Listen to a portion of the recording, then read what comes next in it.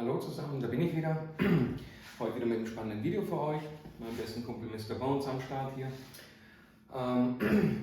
Heute soll es in meinem Video mal über den Bauchmuskel gehen, also den Rectus abdominis und die Faszie vor allem. Ich will da anatomisch jetzt gar nicht groß ins Detail. Mir geht es um ein paar andere wichtige Dinge. Und zwar, was für Beschwerden dieser Muskel oder diese Faszie auslösen kann und was man dagegen tun kann. Ja, weil aus meiner Erfahrung raus wird das immer wieder bei Patienten übersehen. Fangen wir mal an mit, was wird großteils übersehen. Also der Bauchmuskel kann zum Beispiel starke Rückenbeschwerden auslösen über Triggerpunkte, die meistens um den Bauchnabel herum, den ich hier gezeichnet habe, situiert sind. Wenn man dort dann palpiert oder Druck drauf gibt, strahlt das nach hinten in die Mitte des Rückens und der Patient oder Mensch hat das Gefühl, er bricht in der Mitte auseinander. Ja, das nur als ein Beispiel, weil wir haben natürlich an vielen Möglichkeiten im Bauchmuskel Triggerpunkte auszubilden, welche dann in den Rücken einstrahlen. Des Weiteren ist mir der Muskel so wichtig, gerade auch bei Frauen, die Bauchbeschwerden oft oder menstruative Beschwerden haben, die durch etwaige Triggerpunkte oder Verknotungen in dem Muskel noch verstärkt werden. Das zweite ist natürlich die Faszie. Ja? Man sagt ja nicht umsonst, dass diese vordere Faszie, die vom Becken unten bis zum Hals hochgeht, der jetzt hier wäre, quasi auch der Sitz unseres emotionalen Zentrums ist. Das bedeutet also, weil man ja von Natur aus, wenn der Mensch Angst hat, sich zusammenzieht, ja, dass wir durch diesen Dauerstress und auch die Sitzerei natürlich, weil er schon in Verkürzung ist, eher dazu neigen, dass dieser Muskel dann einer Dauerverkrampfung zum Opfer fällt und mit der Zeit natürlich dann auch verkürzt. Genau, warum ist mir das so wichtig, diesen Muskel hier mal anzusprechen? Mir ist immer wieder aufgefallen, dass viele Therapeuten den Muskel gerne mal übersehen oder gar nicht erst behandeln, ja, weil die meisten natürlich denken, okay, es liegen jetzt Rückenbeschwerden vor, da muss ich ja da wo es weh tut, arbeiten, also am Rücken hinten, aber der Antagonist, also der Gegenspieler oder die Ursache wird eigentlich großteils übersehen. Genau. Jetzt, wie gehen wir da weiter vor oder worauf will ich eigentlich hinaus? Worauf ich hinaus möchte, ist, dass wir verstehen, warum wir die Vorderseite adressieren müssen, ja, und nicht nur immer an den, sage ich mal, schmerzhaften Stellen arbeiten. Was auch mit einhergeht, sind eben diese ganzen psychologischen Faktoren. Also ich habe immer wieder Patienten gehabt mit Angstgefühlen oder, sage ich mal, mit traumatischen Erlebnissen, Schwindelattacken und sonstigen. Und mir ist eben aufgefallen, dass bei jedem dieser Patienten zu 99% oder 90% würde ich mal sagen, findet man was entweder in den Bauchfaszien oder Triggerpunkte oder Verhärtung, Verknotung im Bauchmuskel selber. Ja. Und wenn man solche Patienten zum Beispiel, die sehr stark unter Stress gelitten haben, palpiert und dort mal diese Punkte findet und dann richtig mal komprimiert, dann stellt man öfters fest, dass man Symptome beim Patienten reproduzieren kann. Ja? Die spüren das tatsächlich dann bis zum Kopf oder die Übelkeit kommt oder der Schwindel kommt und so weiter und so fort. Genau, deshalb ist mir der Muskel sehr wichtig und wie vorher eben erwähnt, wird er oft therapeutisch übersehen, weil viele natürlich auch Angst haben, in diesem Bereich zu behandeln, weil die Organe sich darunter befinden. Ich möchte euch einfach heute mal 1, 2 Übungen oder vielleicht 3, ich weiß es noch nicht, zeigen, damit ihr Hilfe zur Selbsthilfe bekommt. Ja. Gut, dann machen wir gar nicht länger rum und springen mal in die Übung rein.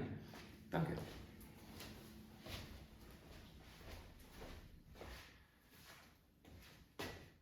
So, ich hoffe, ihr könnt mich von da hinten gut sehen. Für die erste Übung ist eigentlich ganz simpel. Ich empfehle das auch immer den Leuten, die sehr viel sitzen, ja, wie gesagt, weil der Bauch ja dann immer angenähert ist und natürlich mehrheitlich dann dazu neigt zu verkrampfen oder auch Triggerpunkte auszubilden. Und auch die Faszien verkleben natürlich mehr. Also die erste Übung sieht aus wie folgt. Man stellt sich quasi schulterbreit mit parallelen Füßen nach vorne. Und jetzt verlagert man das Gewicht auf den Vorfuß, also so, dass die Ferse fast abheben würde, aber noch den Boden berührt.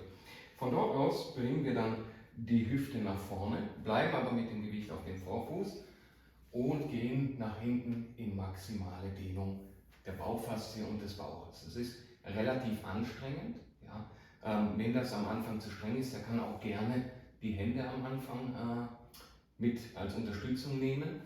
Aber wenn man dann das öfters macht, ja, sollte das auch ohne gehen. Und ihr seht schon bei mir so, es fängt relativ zügig an zu zittern, das ist sehr anstrengend. Und wir bekommen natürlich zwei Dinge gleichzeitig, wenn wir das tun. Einerseits bekommen wir die Faszieauflänge und andererseits machen wir eine Art von Muskellängentraining. Also wenn man das öfters praktiziert, wird der Muskel tatsächlich länger, weil mehr Sarkomere angelagert werden. Des Weiteren bekommen wir langfristig natürlich dann, wenn wir dort flexibler sind, eine enorme Entlastung für die Bandscheibe. Ja. So, das war eine von den Übungen und die hat jetzt eher auf den Muskel abgezielt als auf die Faszie.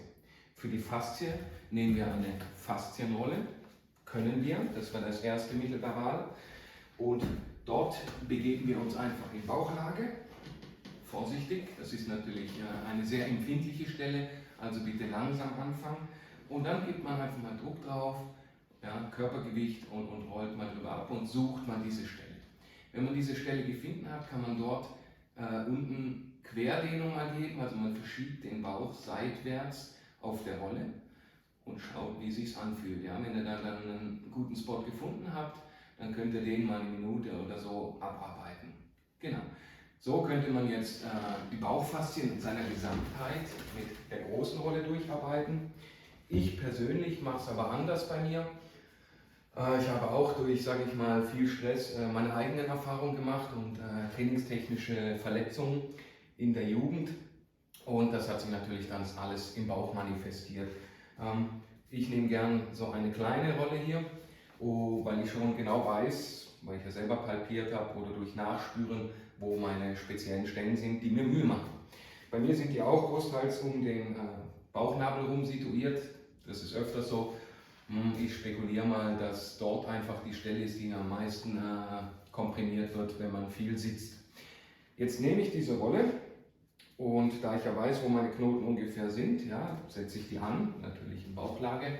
Ich würde auch mal empfehlen am Anfang, man kann das mal auf der Couch machen oder auf dem Bett, das geht ganz gut. Es muss nicht gleich eine harte Unterlage sein. Es ist sogar eher empfehlenswert, wenn ihr da mal auf dem Bett oder so anfangt, weil es doch schon eine sehr empfindliche Muskelstruktur ist. Ja, nun habe ich jetzt also diese Rolle hier zu mir genommen und den Punkt gefunden. Dann mache ich einfach gar nichts. Ja? Also ich suche diesen Spot oder die Stelle, wo ich merke, oh ja, da strahlt es mir jetzt in den Rücken. Also ich spüre das jetzt hier zum Beispiel, es zieht hier oben im Rücken dann. Und dann versuche ich einfach mit den Armen immer weniger Gewicht abzunehmen und mehr Druck auf den Muskel zu bringen und atme dann da rein. Ja, also ich versuche viel tief und entspannt in den Bauch zu atmen. Es ist wirklich wichtig, dass ihr da nicht verkrampft. Und da könnt ihr dann mal wirklich 5 oder 10 Minuten, das könnt ihr beim Fernsehgucken machen, das könnt ihr beim Buchlesen machen, einfach mal drauf liegen und, sage ich mal, diese Punkte entspannen, damit das Nervensystem auch begreift, hey, da passiert nichts. Genau.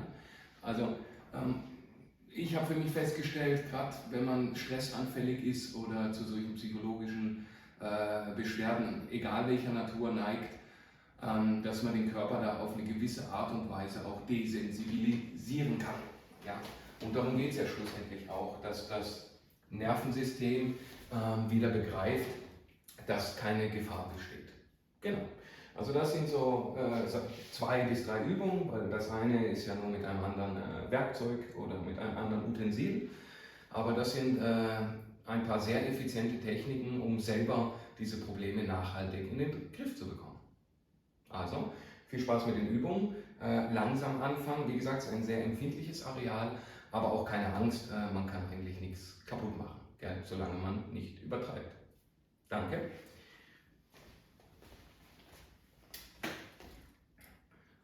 So ihr Lieben, Ich hoffe, diese kurze Info und diese Übung helfen euch weiter. Und ja, vielleicht kennt der ein oder andere das oder hat solche Beschwerden mal gehabt. Und lasst mich doch meistens mal, wie das für euch war, könnt ihr mir mal in die Kommentare schreiben, ob ihr da irgendwelche Spots gefunden habt oder wie sich das anfühlt oder ob ihr gewisse Symptome wie Übelkeit oder sonstige Dinge mal reproduzieren konntet. Genau, auf jeden Fall war mir einfach wichtig, diese Muskelstrukturen, fasziale Struktur mal anzusprechen, weil sie eigentlich fast jeden betrifft. Also ich habe ganz wenig Leute gesehen, die dort in der Region eigentlich nichts haben. Und deswegen war es mir jetzt auch wirklich ein Anliegen, euch diese Info mit euch zu teilen und hoffe, wie gesagt, dass es euch weiterbringt oder weiterhilft. Also vielen lieben Dank fürs Zuschauen. Ja, könnt ihr mal ein Like da lassen und ja, wünsche euch eine gute Zeit und bis bald. Genau. Tschüss.